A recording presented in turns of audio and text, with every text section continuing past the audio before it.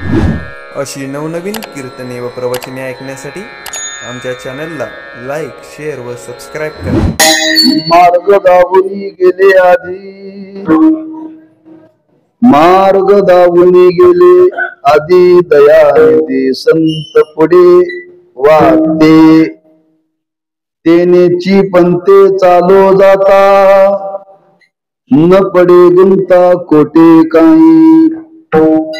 मोडोनिया नाना मते, ज्योती सिद्धांते सौरसो. तेनेची पंते चालो जाता, न पडे गुंता कोटे काही. निळामणी आयशे संत, निळामणी आयशे संत, कृपावंत सुख सिंधू. तेनेची पंते चालू जाता, न पडे गुंता कोटे काही. पांडुरंगा करू प्रथम नमन, दुसरे चरण संतांची. त्यांच्या कृपादाने कथेचा विस्तार, बाबाजी सद्गुरु दास तुका. नमो ज्ञानेश्वरा, नमो ज्ञानेश्वरा, निवृत्ती उदारा सोपान देवा. नमो मुक्ताबाई त्रिभुवन पावनी, आद्यत्रे जननी देवाची. नमो सद्गुरु तुकया ज्ञानदीपा, नमो सद्गुरु सच्चिदानंद रूपा. नमो सद्गुरु भक्त कल्याण मूर्ती, नमो सद्गुरु भास्कर पुण्य कीर्ती. श्री संताची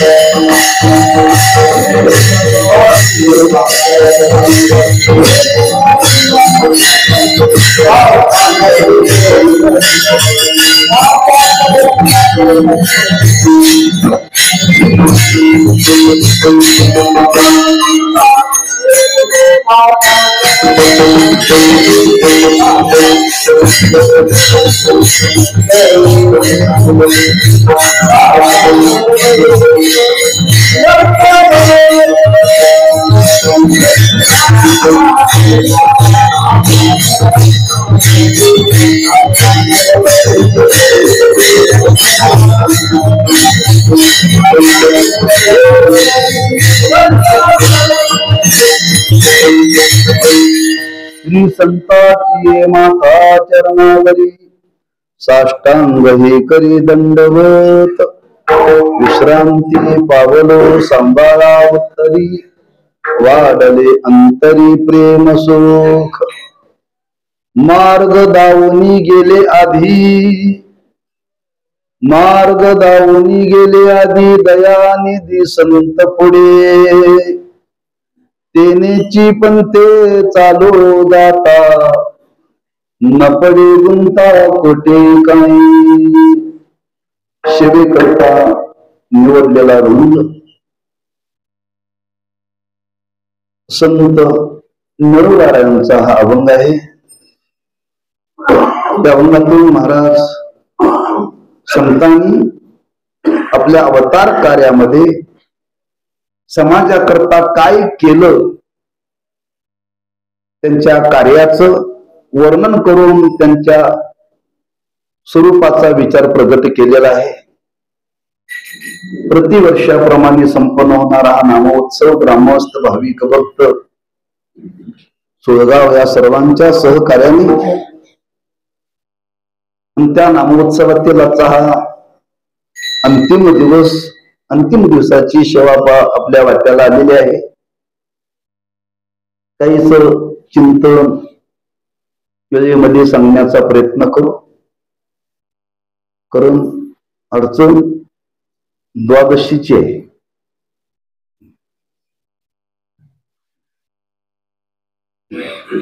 कारण आजचा विजय आपल्या संप्रदायामध्ये शिरापत केली पाहिजे.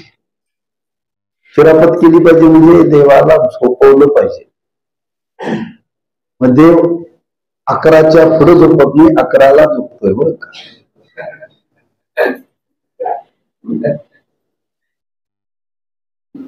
पण देवाची जागरण आहे एकादशीची, तेव्हा लवकर झोपावं असं विधी आहे.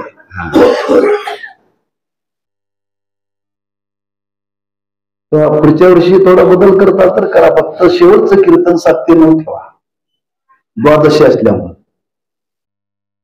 काय वाटेल अंमलात आणता आलं तर आणा, नाही चाललंय तसं चालू दे. द्वादशी असल्यामुळे बाकी काही नाही. विधी आहे.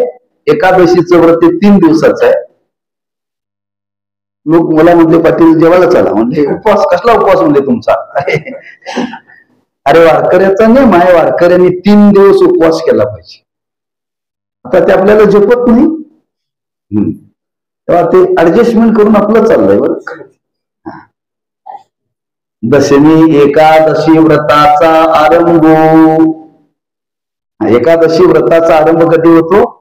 दशमीला सुरू होतो. त्या दिवशी एक भुक्त, एक टाइम जेवायचं. बरं, त्यानंतर आज दुपारी जेवायचं. एकादशीला फलाहार घ्यायचा, फराळ नव्हे. त्या फलाहाराचं अपभ्रंश फराळ झालंय. बरं का, आज एक भुक्त, पुन्हा संध्याकाळी काय खायचं नाही, पुन्हा उद्या सकाळी. बरं का, असं ते व्रत आहे. पण एकादशीला पूर्ण जागरण, देव जागा असतो. देव झोपत नाही म्हणून त्या देवाला लवकर झोपावं. क्षीरसागरामध्ये आपल्या संप्रदायाचा विधी आहे. आणि तो विधी असल्यामुळे आपण थोडासा बदल केला की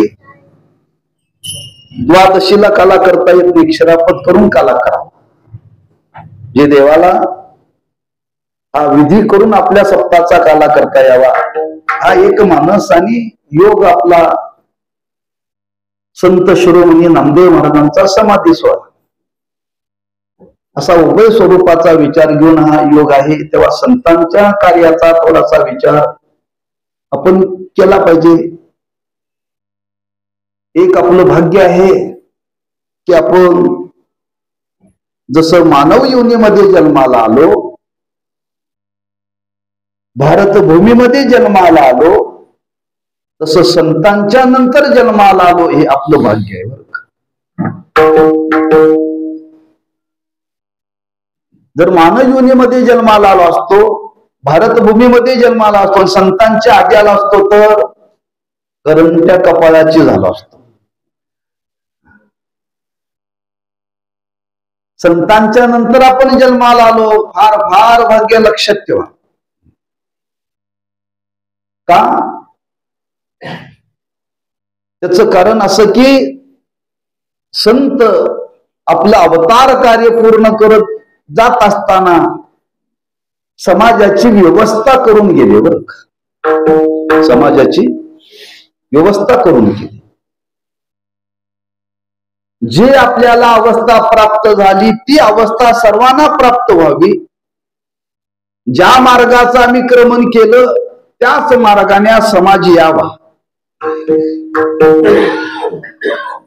आणि या भावनेतून त्यांनी समाजाकरता कार्य केलं. वास्तविक काय समाजाचं देणं नाहीये, पण समाजाला मात्र संतांचं देणं आहे.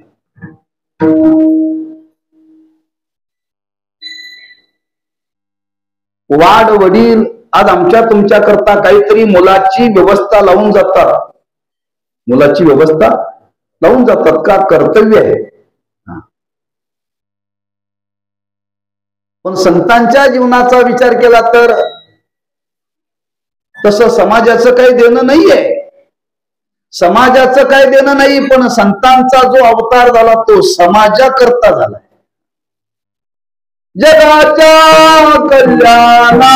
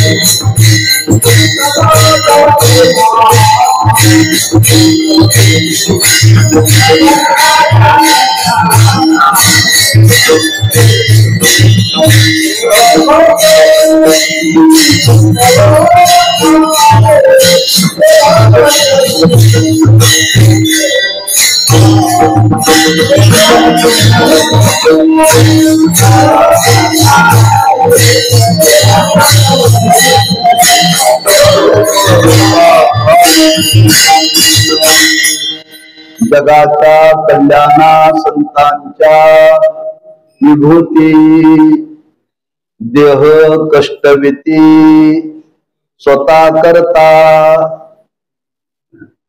देह कष्टविती परोपकारे जगाला काहीतरी मार्गदर्शन करण्याकरता संत आले, जगाचा उद्धार करण्याकरता आले. कुणी म्हणे कुणी बोलवलं होतं का? बोलवावं लागत नाही त्यांना. बोलवल्यानंतर येतं ना त्याला म्हणतात देव. देवाला बोलवावं लागतं, संतांना बोलवावं लागत नाही.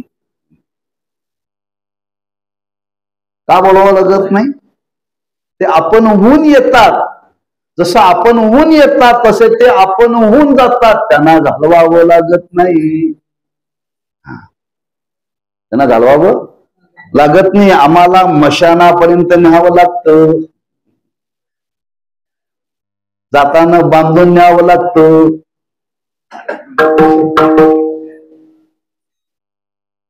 बांधून न्यावं लागतं.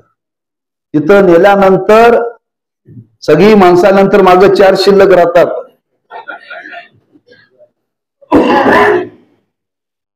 हे जळता जळता अर्ध राहुनी म्हणून त्याची राख झाल्याशिवाय येत नाही.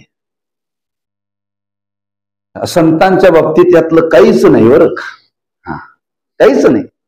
नामदेव महाराज देवाकडे गेले आणि सांगितलं देवा माझं कार्य संपलेलं आहे, मग मी आता तुमच्या पायाजवळ समाधी घेणार. स्वतःहून गेले. त्यांना कोणी न्यायला आलं नव्हतं, कोणाला घेऊन गेले नाही. स्वतःच्या इच्छेनं येतात आणि स्वतःच्या इच्छेनं जातात. मग स्वतःच्या इच्छेनं येतात, स्वतःच्या इच्छेनं जातात. इथं येऊन काय करतात? संसार करतात का? अजिबात. जे करतात ते समाजाकरताच करतात बरं का. शेवितो हारस वाटितो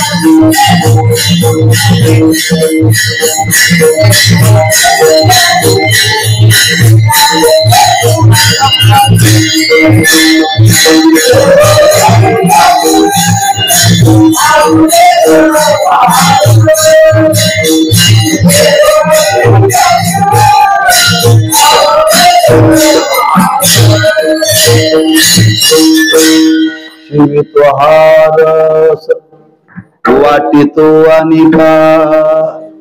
जे स्वतः सेवन करतात तेच ते जगाला देतात. बरं एकाने माझ्या जेवणाविषयी ऑडिट काढलं. म्हणजे महाराज आमच्या पंक्तीला का जेवत नाही. एकाने सांगत ते महाराजांना हे जेवण चालत नाही. महाराज कसले म्हणले, आम्ही जे खातो ते महाराजांनी खायला पाहिजे, ते वेगळं नाही खायला पाहिजे वगैरे वगैरे. बर का घडलेला प्रसंग आहे. मी कशा करता सांगतोय, माझं मला सांगायचं नाही आहे. आम्ही लोकाला एक खाऊ घालतो आणि आम्ही एक खाऊ खातो. बर का संत जे स्वतः खातात ते जगाला देतात. शिवित्वहारस वाटितो अनिका. जे स्वतः सेवन केलं तेच त्यांनी जगाला दिलं. काय सेवन केलं त्यांनी? हापूस आंब्याचा रस, आणि आम्हा तुम्हाला दिला गावठी आंब्याचा रस.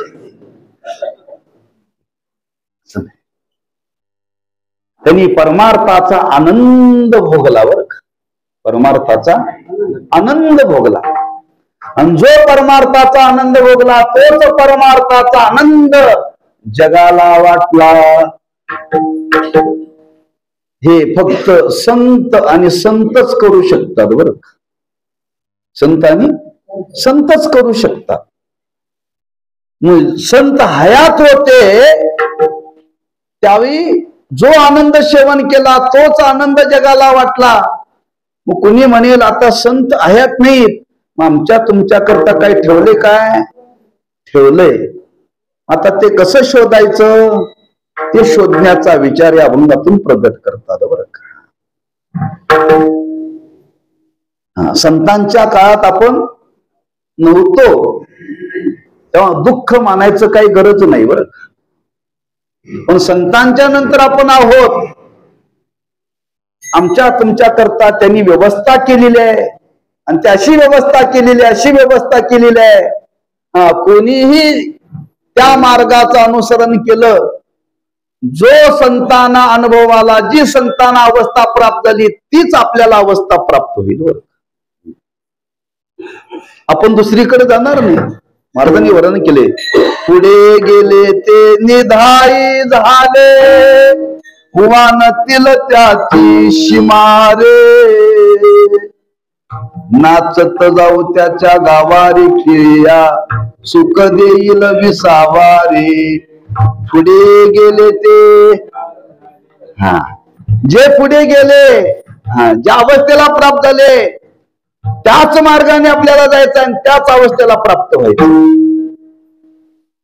म्हणून त्यांनी ज्या मार्गाचं अनुकरण केलं, ज्या मार्गाने क्रमण केलं, तो मार्ग आज आमच्या तुमच्या करता ठेवलाय. तुकोबारांनी वर्णन केलंय. काय वर्णन केलंय? फार सुंदर दृष्टांत दिलाय तुकोबारांनी. आता अलीकडे व्यवस्था झालेली आहे, या गावानं त्या गावाला जाण्याकरता पूल बांधले. पूर्वी या गावाहून त्या गावाला जाण्याकरता कशाची व्यवस्था होती? नावेची. मग माणसं नावेत बसून इकडून पलीकडे गेल्यानंतर, ते पलीकडे गेल्यानंतर नाव काय जाळून टाकतात का? आता आम्ही पलीकडे आलो, पण अलीकडचे लोक पलीकडे गेले पाहिजेत ना. काय प्रमाण आहे?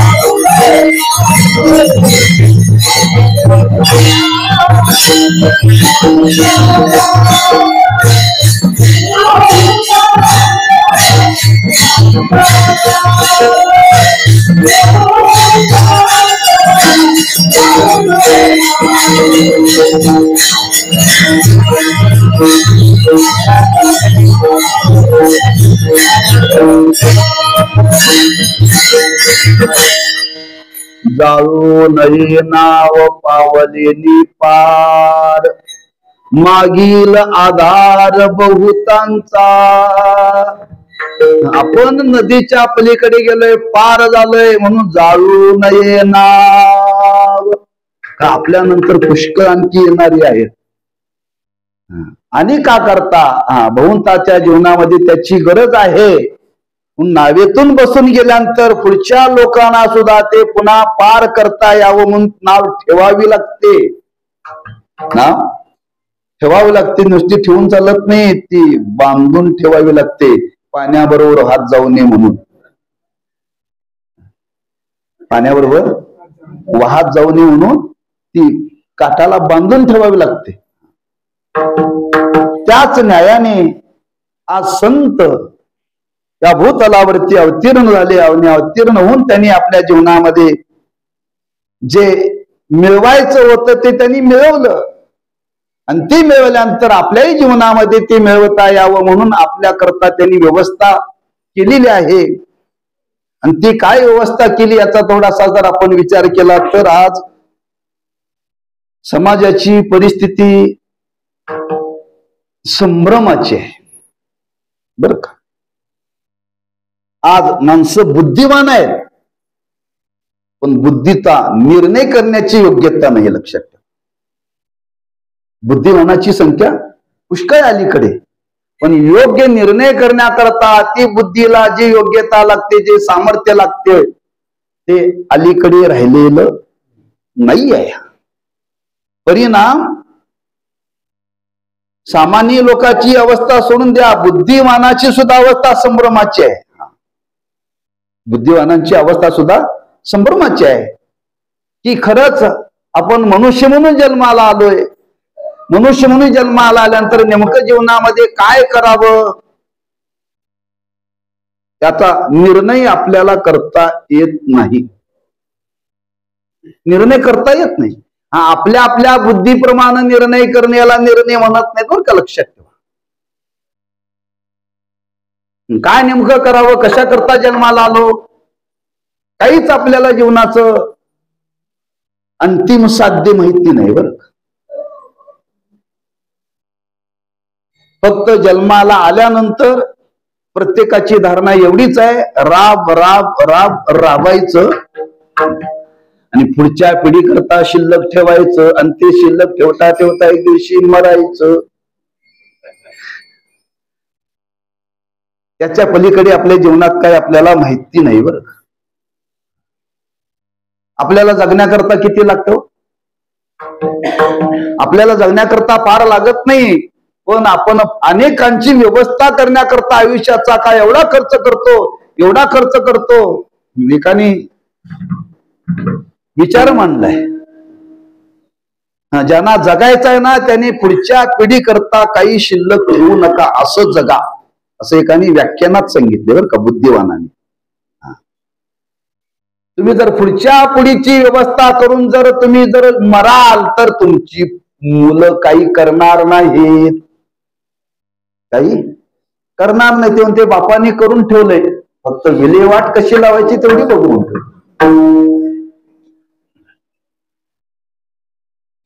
सांगण्याचा भाव आहे.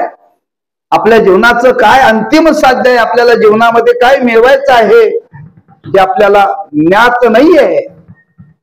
एखाद्याच्या अंतःकरणामध्ये काही महत् भाग्याने विचार निर्माण झाला, समजा खरंच आपण जन्माला आलोय, मनुष्य देह मिळालाय, नेमकं काय करावं ते कोणाला विचारावं, असं विचारण्यासारखे जगामध्ये कोण आहेत? तेव्हा शास्त्रांनी सांगितलं असे विचारण्यासारखे जगामध्ये एकच आहेत, संत आहेत. त्या संतांना विचारावं बरं का. पुसावेशी हेचे वाटे, पुढं काय, जे जे भेटे तयाशी,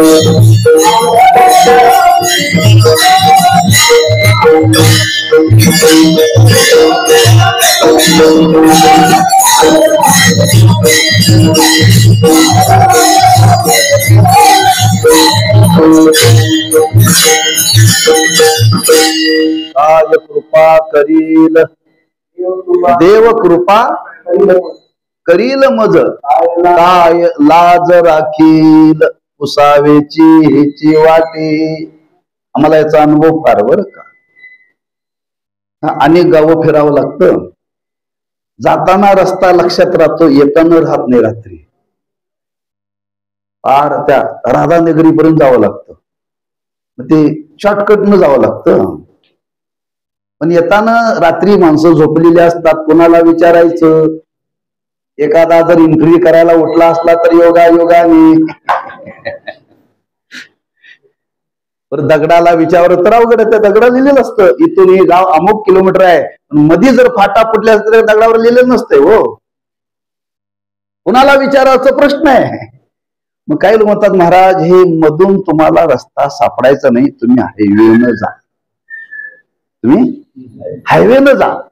तुम्ही हायवेनं जा. अगदी तुम्ही जाग्यावरती निश्चिंत पोचाल. का मध्ये विचारायचं कोणाला. हे जसं आपल्या लौकिक जीवनामध्ये आहे तसं मानवी जीवनामध्ये, मानवी जीवनाची सार्थकता जर आपल्याला जीवनामध्ये करायची असेल तर आपण कोणत्या मार्गाचं अनुसरण करावं.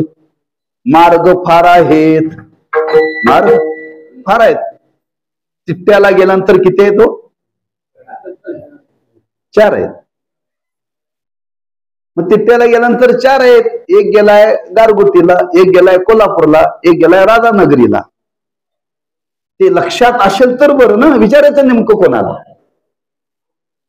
अनेक मार्ग जिथं ज्यावेळी निर्माण होतात त्या आपल्याला नेमकं कोणत्या मार्गाने जायचा याचा निर्णय कसा करायचा हो. निर्णय करता येत नाही. संभ्रमाची अवस्था आहे. तसं आपल्याला जीवनामध्ये अंतिम साध्य प्राप्त करण्याकरता शास्त्राने अनेक मार्ग सांगितलेत. अनेक मार्ग सांगितलेत. मग अनेक मार्ग सांगितलेत, मग कोणत्या मार्गाने जावं. तेव्हा महाराज म्हणतात संत ज्या मार्गाने गेले त्या मार्गाने जा. पुढे गेले त्यांचा शोधित मार्ग.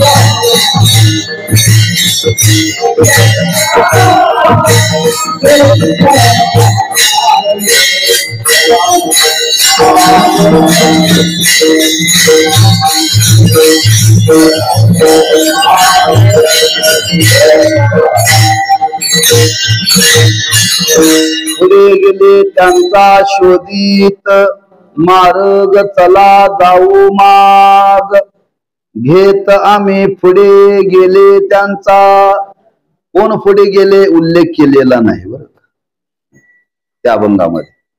जे पुढे गेलेत त्या मार्गाचा शोध घेत जा. मग महाराजांना विचारलं पुढे कोण गेलेत? ते महाराज या अभंगाच्या पहिल्या चरणामध्ये सांगतात.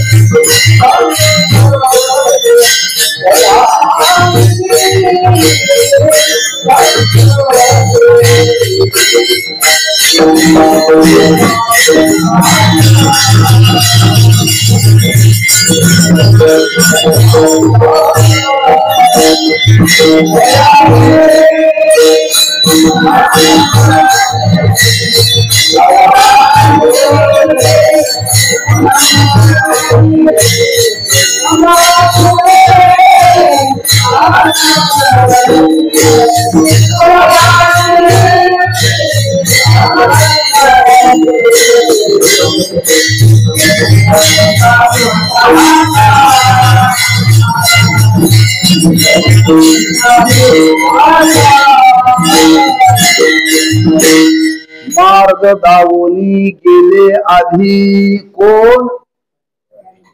दयानिधी संत पुढे पुढे गेले. त्यांचा पुढे कोण गेले? ते आमच्या आधी गेले. ते संत गेले. ते कोण होते? दयानिधी. आमच्या तुमच्या करता त्यांनी मार्ग दाखवलाय. ते संत वर म्हणून शास्त्रामध्ये वर्णन केले. ओ दिक संतो दिक. दिक म्हणजे दिशा. दिक म्हणजे कोणत्या दिशेला जावं? ज्या दिशेनं संत गेले त्या दिशेनं जावं. का जिकडं उजेड दिसतो तिकडं जावं? ज्या दिशेनं ज्या मार्गाने संत गेले त्या मार्गाने जावं. ते जाताना त्यांनी तो मार्ग निर्माण केला का पूर्वीचा होता तोच आमच्या तुमच्या करता ठेवला? तोच मार्ग आहे. पण आमच्या तुमच्या करता त्यांनी तो असा मार्ग निर्माण केला, असा ठेवला. त्या ठेवण्याचं कारण इथं महाराज मार्मिक सांगतात. दयानिधी. मी आरंभाला बनून गेलो काय समाजाचं देणं नव्हतं. मग काय यांनी निर्माण केलं? काय व्यवस्था केली? दयानिधी. तुम्ही संत माय बाप जे का दयेचे सागर. इथं इथं दयाचे सागर आहे आणि इथं दयानिधी आहे शब्द. महाराजांनी वर्णन केले ना सुंदर. तुम्ही संत माय बाप जे का दयेचे सागर. दयेचे सागर आहे. दयेचे निधी आहेत, साठा आहे. त्या संतांच्या अंतःकरणामध्ये समाजाविषयी एवढी दया आहे, एवढी दया आहे. महाराज म्हणतात त्या दयेला त्यांनी उपमा दिली निधी. निधी म्हणजे साठा. कोणाविषयी आहे? तुकोबांनी वर्णन केले. ते कोणावरती दया करतात? सर्वांच्या वरती दया करतात. जे का दया करणे पुत्राशी त्याची दासा आणि दासी. जे स्वतःच्या पुत्रावरती दया करतात तेवढीच दुसऱ्याच्या करतात बर का. हे संत बर का. हे आमचं तुमचं नाही आहे. आमचं तुमचं वेगळं आहे. आठवलं म्हणून आपल्याला आमचं बरोबर साखरे महाराज गमतीन सांगत असतात. आपल्याकडे एखादा मुलगा सुट्टीला यावा पाहुण्याचा. ह्या माता वर्गांचं वर्णन केले बरं. आणि तो पाहुणा याला सुट्टीचा, मुलगा यावा सुट्टीचा, 8 दिवस 15 दिवस महिनाभर राहावा. आता घरातलाही मुलगा आणि तोही मुलगा. मग ती मुलाची आई काय करते, आपल्याही मुलाला भात वाढते आणि पाहुण्याच्याही मुलाला भात वाढते बरं का. पाहुण्याच्या मुलाला भात वाढताना भात फोडून वाढते, मोकळा करून. आणि आपल्या मुलाला भात वाढताना भाताचा ढेकूळ वाढतो. भाताचा ढेकळ हा दिसायला कमी असतो पण असायला जास्त असतो बरं. फोडलेला भात दिसायला जादा असतो पण असायला कमी असतो. का? हा माझा मुलगा आणि हा पाहुण्याचा मुलगा. बरोबर आहे ना. इथं महाराज वर्णन करतात, संत दया करतात. जे आपल्या मुलावरती दया करतात तीच दया तेची दासा आणि दासी. भूतांची दया मानवाला भूतांची दया मानवाला संता.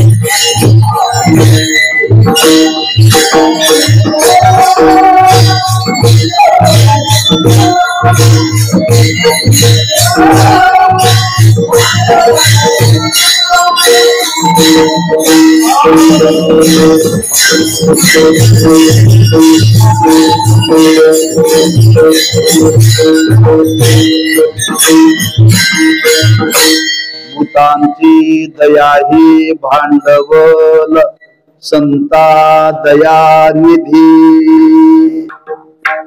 त्या संतांच्या अंतःकरणामध्ये एवढी दया आहे ती कोणाविषयी? भूतमात्राविषयी बरं का. भूतांची दया. भूत म्हणजे मशानातलं नव्हे, मुंगीपासून ब्रह्मदेवापर्यंत सगळ्याला काय म्हणतात? भूतच म्हणतात बरं का.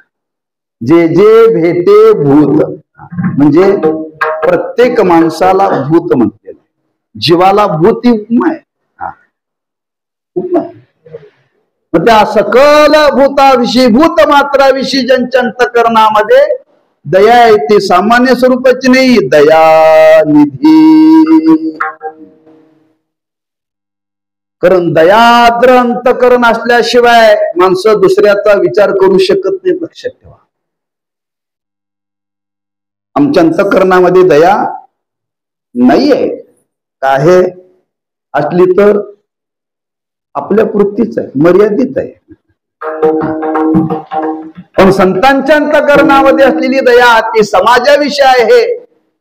आणि असे संत त्या दयेच्या पोटी काय केलं? मार्ग दावून गेले आधी. दया ही संतांना गप्प बसू देत नाही. गप्प बसू देत नाही बरं का. ती कार्य करण्याकरता प्रवृत्त करते, कार्य करण्याकरता प्रवृत्त करते. आणि त्या दयेचा परिणाम त्यांच्या अंतःकरणामध्ये सकल जीव मात्राविषयी दया, त्या दयेचा परिणाम त्यांनी विचार केला. आपण आपल्या जीवनामध्ये साध्य प्राप्त केलं, आपण ज्या मार्गाचे क्रमण केलं तो मार्ग आपण जगाकरता तो दाखवून गेलं पाहिजे बरं का. मग कोणता मार्ग, फक्त इथे शब्द वापरलाय, मार्ग दावूनी गेले आधी. पण कोणत्या मार्गाचा, मार्ग दावून गेले या शब्दाचा अर्थ अनेक मार्ग असले पाहिजेत बरं, अनेक मार्ग असले पाहिजेत. वर्णन केले, मार्ग बहु असती, असती नाना परी. कसा आहे हा, मार्ग बहुत असती परी त्यांची नकळे गती.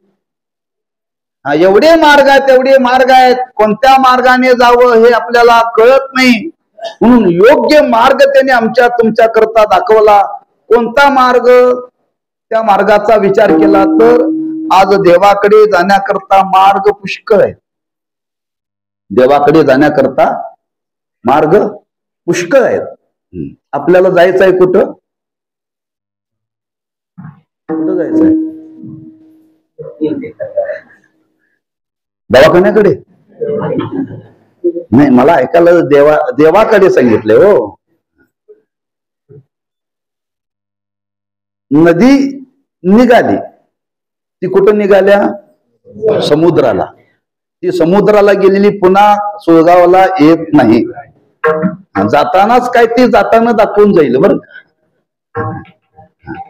पण एकदा गेलेली ती येत नाही परत. ती निघाली समुद्राला, पण निघाल्यानंतर तिने नवीन मार्ग निर्माण केला का, जो मार्ग आहे त्या मार्गाने निघाली ती.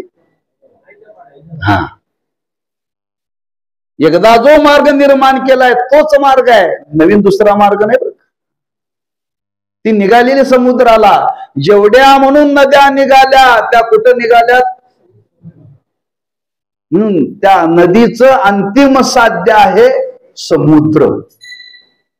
जर सामान्य नदीचं जर अंतिम साध्य जर समुद्र आहे, तर मानवी जीवनाचं अंतिम साध्य काय असेल हो? थोडासा विचार करा.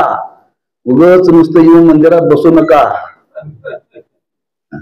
नुसतं कीर्तन ऐकू नका, काहीतरी घेऊन जा, काहीतरी घेऊन जा. एकाने हे मानलं बरं का.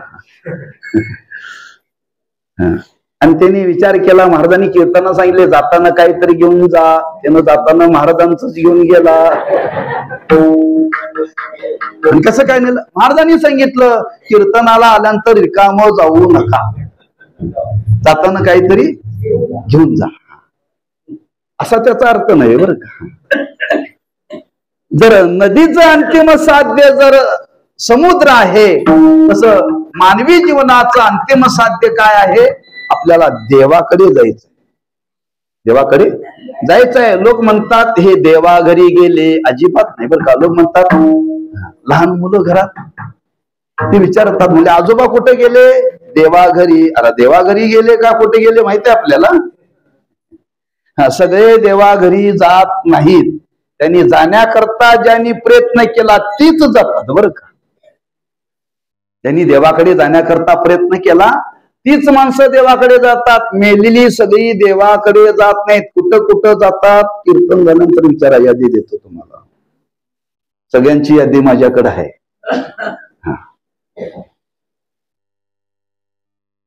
मानवी जीवनाचं अंतिम साध्य आपल्याला देवाकडे जायचं आहे. मग देवाकडे जायचं असं तर मग कुठल्या मार्गाने जावं, कर्म मार्गाने जावं का, ज्ञान मार्गाने जावं का, योग मार्गाने जावं का भक्ती मार्गाने जावं, कुठल्या मार्गाने जावं. हे मार्ग आहेत ना, असे अनेक मार्ग आहेत देवाकडे जाण्याकरता, अनेक मार्ग आहेत. पंढरपूरला जाण्याकरता अनेक मार्ग आहेत. कोणत्या मार्गाने जावं, शॉर्टकट.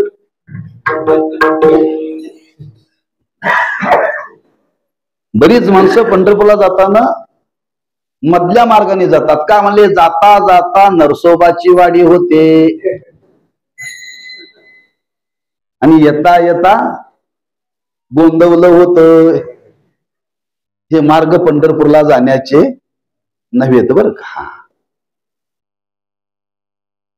ज्या देवा करता जायचंय त्याच देवा करता जायचंय. मधल्या देवांना भेटायचं नाहीये. तुम्हाला जायचं असेल तर वाडीला स्वतंत्र जा, पण पंढरपूरला जाताना वाडीला जाऊ नका आणि पंढरपूरून येताना गोंदवलं करून येऊ नका. जो मार्ग सांगितला त्या मार्गानेच गेलं पाहिजे. तसं त्या देवाकडे जाण्याकरता मार्ग सांगितला, एक कर्म मार्ग सांगितला, उपासना मार्ग सांगितला, ज्ञान मार्ग सांगितला, योग मार्ग सांगितला, अनेक विचार म्हणलेत बर का. काही व्रत वैकल्य सांगितले, काही जप तप तीर्थ, हे मार्गच आहे देवाकडे जाण्याचे. मग नेमकं कोणत्या मार्गाने जावं? संत कोणत्या मार्गाने गेले? मार्ग आहे नीट पंढरीचा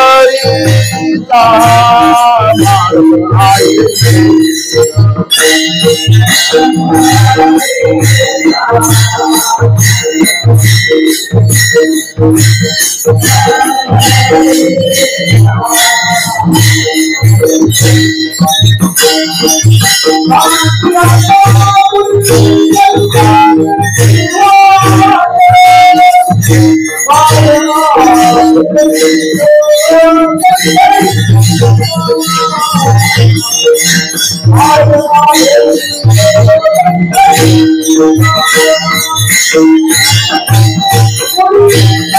आहे.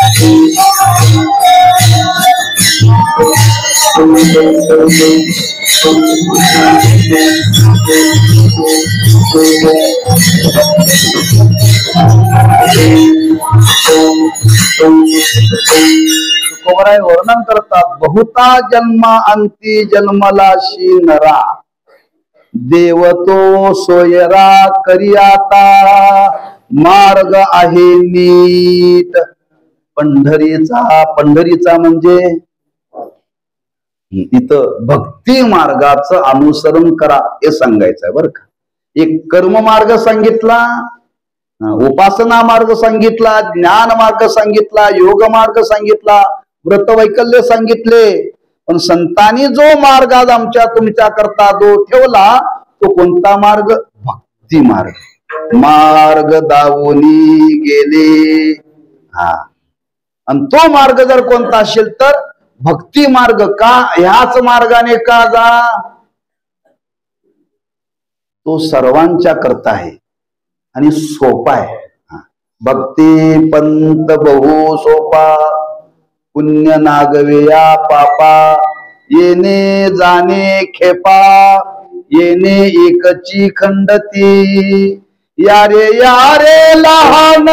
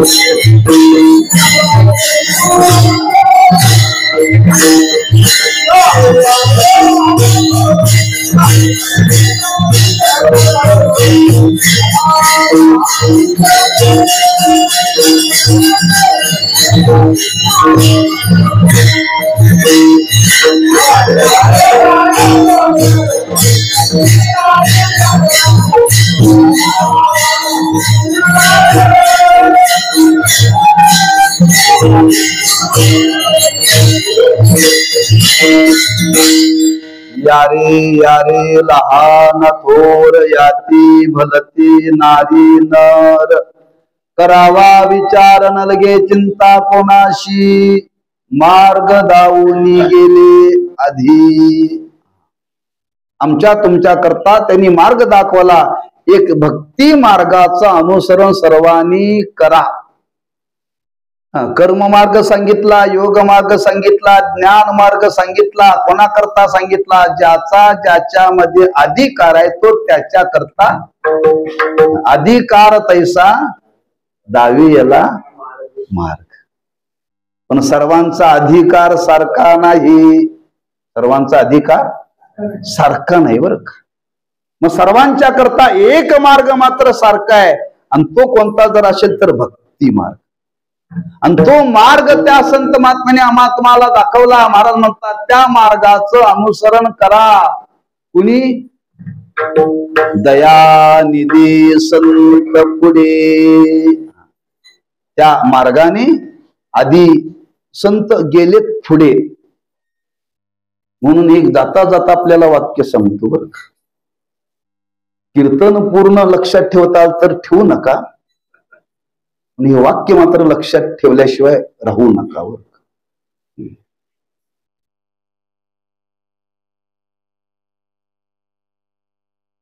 जी माणसं समाजाच्या पुढं पुढं करतात त्याला म्हणतात पुढारी. आणि समाज ज्यांच्या माग चालतो त्यांना म्हणतात संत. काय लक्षात आलं ना?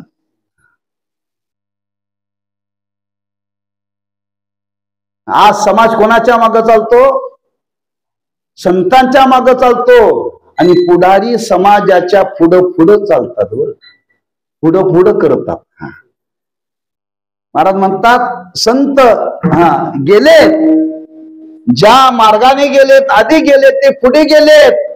आता आपण त्यांच्या माग जायचंय, त्यांच्या माग जायचंय बरं का. ते पुढे गेलेले. फक्त जे पुढे गेले, ज्या मार्गाने गेले, त्याच मार्गाने आपल्याला जायचं आहे. महाराजांनी विचारलं, जाऊ महाराज? आमचा तुमच्यावरती विश्वास आहे, तुम्ही सांगता म्हणून आम्ही तुमच्यावरती विश्वास ठेवून आम्ही नक्की त्या मार्गाने जाऊ. संतांची पायी हा माझा विश्वास. आमचा तुमच्यावरती विश्वास आहे, बाकी कोणावरती विश्वास नाही. आम्ही त्या मार्गाने जाऊ. संत ज्या मार्गाने गेले त्या मार्गाने जाऊ. पण नक्की आम्ही तिथं पोचू का? जाताना कुणी आडवं येणार नाही ना? कुणी अडवणार नाही ना? काय प्रतिबंध येणार नाहीत ना? नवे नवे त्या जाताना काही गुंतागुंत नाही ना? महाराज म्हणतात, अरे ज्या मार्गाने संत गेले त्या मार्गाने तुम्ही जा.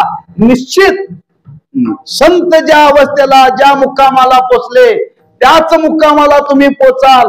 तुम्ही कुठेही त्याच्यामध्ये गुंतणार नाही.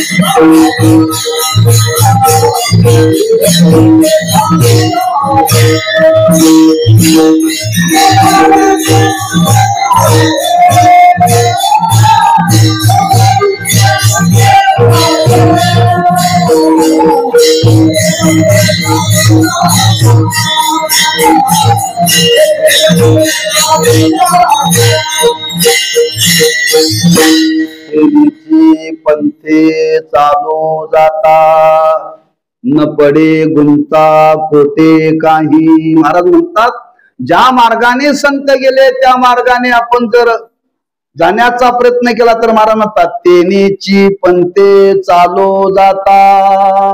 निश्चित तुम्ही मुक्कामाला पोचाल, साध्याला प्राप्त व्हाल. तुमच्या त्या जाण्यामध्ये काहीही तुम्हाला अडथळा येणार न पडे गुंता कोठे काही. सरकारचं धोरण आहे. काय सरकारचं धोरण आहे? जेवढी वळण आहेत तेवढी काढायची बरं, आणि सरळ करायची. डोंगर फोडून काढाले बरं का.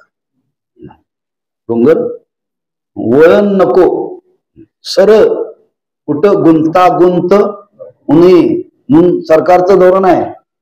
दळणवळण खात्याचं रस्ते बर का, आज गणित नाही बर का त्याला. एवढा पैसा त्याच्याकरता खर्च केला जातो. कशा करता? आपला प्रवास चांगला व्हावा म्हणून. आपला प्रवास चांगला व्हावा म्हणून आज एवढी व्यवस्था ते सरकार करतंय, हर सरकार करतंय बरं का. पण त्याची वसुली आहे, त्याची वसुली आहे. जागे जागे टोलनाके आहेत, जागे जागे टोलनाके आहेत. ते चुकवण्याकरता माणसं कोगणीतून येतात.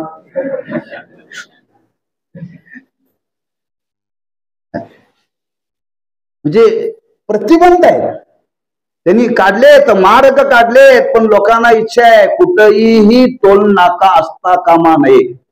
बरोबर आहे ना? म्हणजे त्याचा मोबदला नको आहे. इथं महाराजांनी वर्णन केले, न पडे गुंता कोठे काही. महाराज म्हणतात असा मार्ग आमच्या तुमच्या करता तो भक्ती मार्ग निर्माण केला. महाराज म्हणतात त्या मार्गाने कोणीही चालावं, कसं चालावं, डोळे झाकून जरी चालला तरी तो तिथंच. गुरुवारी साखरे महाराज गमतीनं सांगत असतात, तर हे हायवे सरळ केलेत बरं का. समजा एखाद्या ड्रायव्हरला गाडी चालवता चालवता अटॅक आला, अटॅक आला आणि तो स्टिअरिंग वरतीच गप्प झाला, गाडी सरळ झाली बरं का, आजूबाजूला कुठं जाणार नाही. का रस्तेच असे केलेत म्हणजे ते मुडदा जरी त्या सीटवरती असला तरी गाडी बाजूला जाणार नाही बरं का. एवढे रस्ते. तसं महाराज म्हणतात संतांनी आमच्या तुमच्या करता असा काही रस्ता केलाय. तू कामाने हे जीवित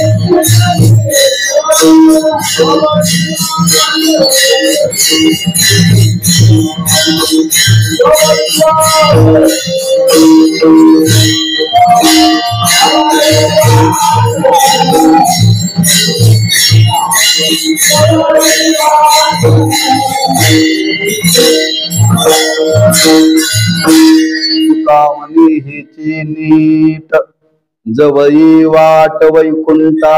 महाराज म्हणतात जो मार्ग आमच्या करता निर्माण केला त्याच्यामध्ये सरळ तो वैकुंठाला नाम परमात्मा स्वरूपाला प्राप्त होईल. न पडे गुंता कोटे काही. का शब्द वापरला असेल महाराजांनी गुंता गुंत? एखाद्या दोऱ्याचा जर गुंता झाला ना लवकर निघत नाही बरं का.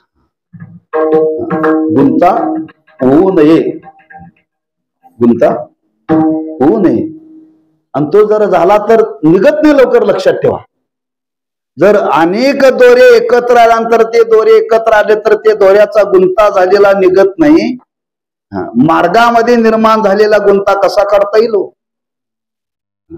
म्हणून आपण त्या मार्गाने जावं, सर्वांची वाटचाल त्या मार्गाने व्हावे. तो गुंता निर्माण करणाऱ्या जगामध्ये लोक आहेत, अनेक मतवादी आहेत, अनेक मतवादी आहेत. त्याची यादी दिली, 12 शास्त्रकार आहेत. इथे आणि त्या 12 शास्त्रकारांनी आपलं आपलं मत मानलंय. ते म्हणते ह्या मार्गाने जा, एक म्हणतो ह्या मार्गाने जा, एक म्हणतो त्या मार्गाने जा. आम्ही सांगतो तोच मार्ग बरोबर आहे. योग सांगणारे म्हणतात योग मार्गाने जा, कर्म मार्ग सांगणारे म्हणतात कर्माचंच अनुष्ठान करा, ज्ञान सांगणारे म्हणतात ज्ञान मार्गाने जा. असे प्रत्येकाने आपली आपली मत उभी केलीत. नुसती मत उभी केली नाही, त्या मताच्या माग त्यांनी शिष्य उभे केलेत. मठ तर बांधलीच, पण त्याचे अनुयायी निर्माण केलेत.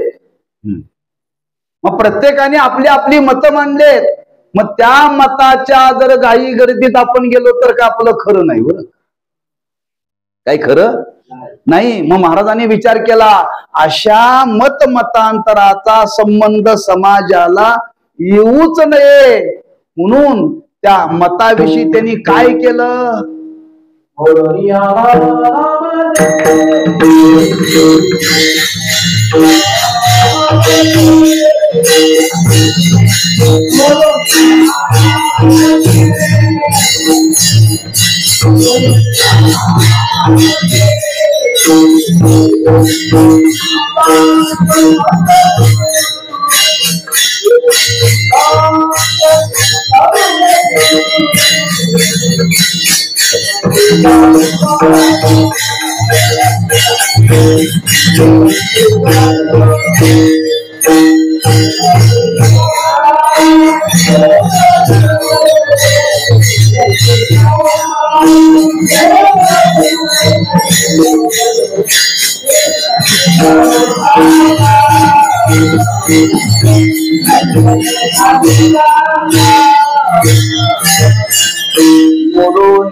नाना मते देती सिद्धांते सौरसो, तेनेची पण ते चालो जाता न पडे गुंता कोटे काही. काय काय मत आहेत ती सांगतो. एकदा मतदान करा, त्या देवाचं भजन करा, मग आपल्याला सांगतो.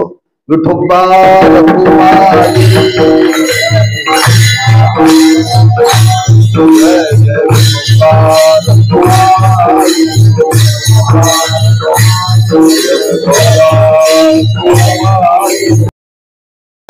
मोडोनिया नाना मते देती सिद्धांते सौरसो, तेनेची पंते चालो जाता न पडे गुंता कोटे काही. चकार वापरलाय तुम्ही, चकार काढून टाकताय म्हणताना. बरं तेने पंते नाही, तेनेची.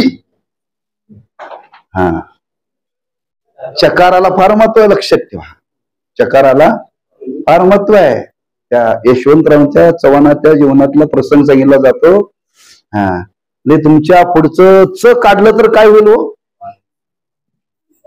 चव्हाणाच्या पुढचं च च्या पुढचं काढलं माग शिल्लक काय राहतंय. कुठलं म्हणजे चला किती महत्व आहे बघा. च जर बाजूला केलं तर वाहन होतंय, पायात घालायचं. तेनेची चकार आहे. याच मार्गाने तुम्हाला जावं लागेल. चकार नुसतं तेने पण ते नाही बरं का, तेनेची. म्हणून महाराजांनी इथं विचार मांडलेला आहे.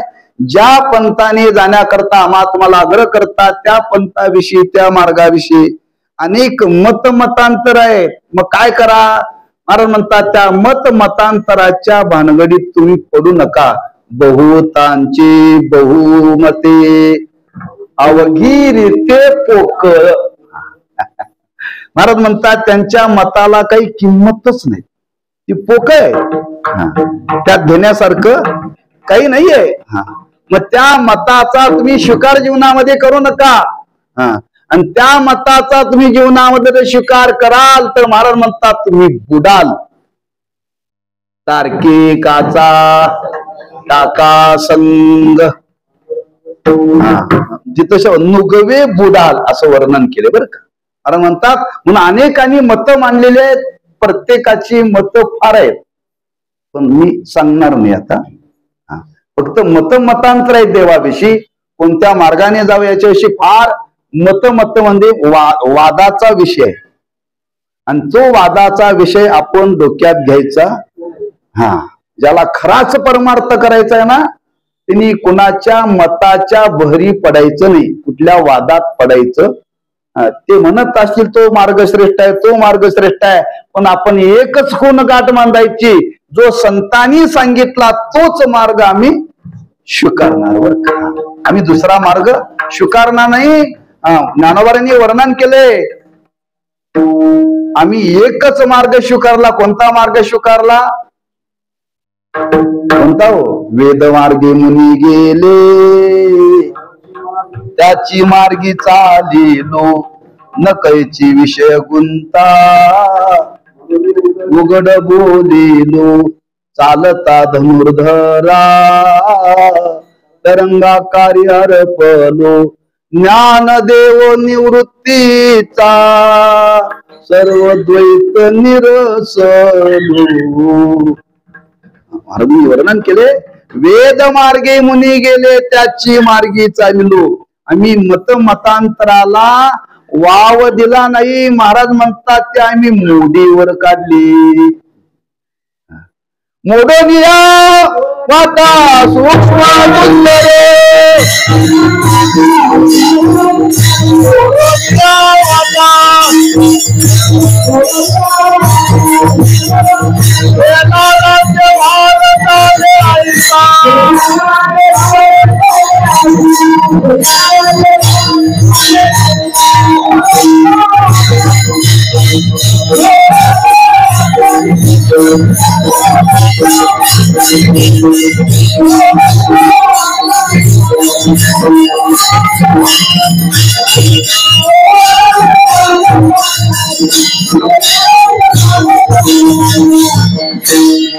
या वाटा सूक्ष्म, त्या वाटा सूक्ष्म आहेत, दुस्तर आहेत. महाराज म्हणतात आम्ही त्या वाटा मोडीत काढल्या.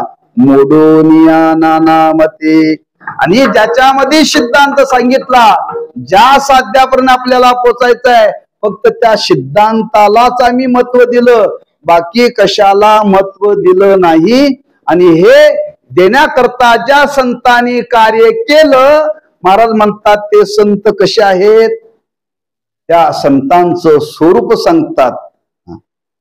निळामने ऐशे संत, निळामने ऐशे संत,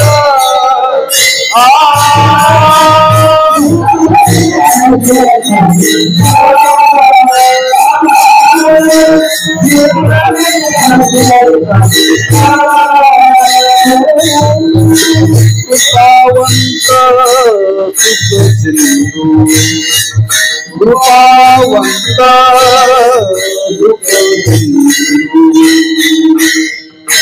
कृपावंत सुरा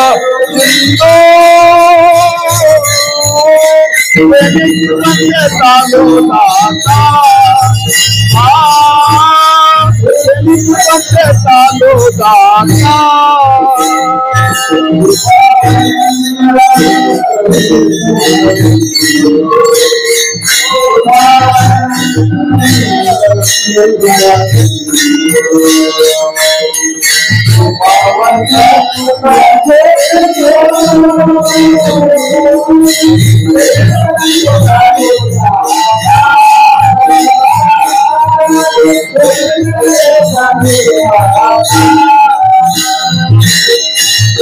निरामनी ऐसे संत, ते संत कसे आहेत? कृपावंत.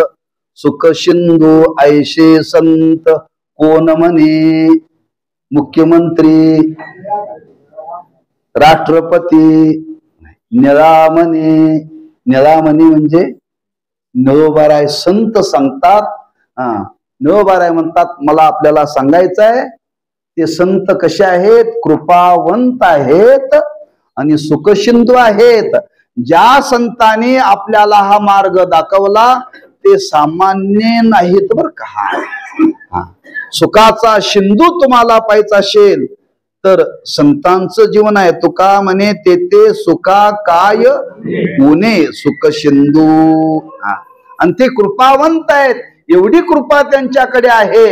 त्या संतांनी जो मार्ग दाखवला त्याच मार्गाने आपल्याला आज अनुकरण करायचं आहे, त्याच मार्गाचं अनुसरण करायचं आहे. निश्चित ज्या मुक्कामाला संत पोचले त्याच मुक्कामाला आम्ही तुम्ही पोचू. म्हणून महाराज म्हणतात, ते नेची पंते चालू जाता न पडे गुंता, कोटे काही ज्ञानेश्वर माऊली ज्ञानराज माऊली तुकाराम.